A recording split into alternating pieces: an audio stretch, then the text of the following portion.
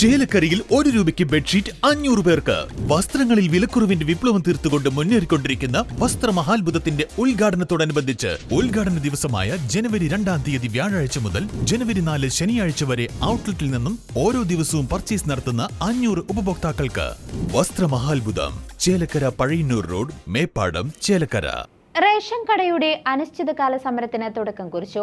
ഇതോടനുബന്ധിച്ച് ration dealers coordination കമ്മിറ്റിയുടെ ആഭിമുഖ്യത്തിൽ പ്രതിഷേധ ധർണയും മാർച്ചും സംഘടിപ്പിച്ചു.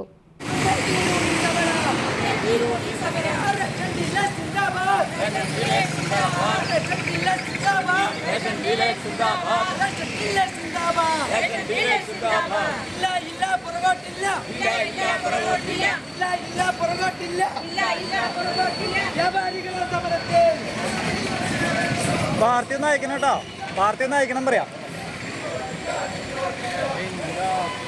തലപ്പിള്ളി താലൂക്ക് സംയുക്ത സമര സമിതിയുടെ നേതൃത്വത്തിൽ തലപ്പിള്ളി താലൂക്ക് ഓഫീസിന് മുൻപിൽ പ്രതിഷേധ ധർണ നടത്തി. സമരസമിതി ചെയർമാൻ പ്രതീഷ് അപ്പു അധ്യക്ഷത വഹിച്ചു. സമിതി കൺവീനർ കെ സേതുമാധവൻ ധർണ ഉദ്ഘാടനം ചെയ്തു.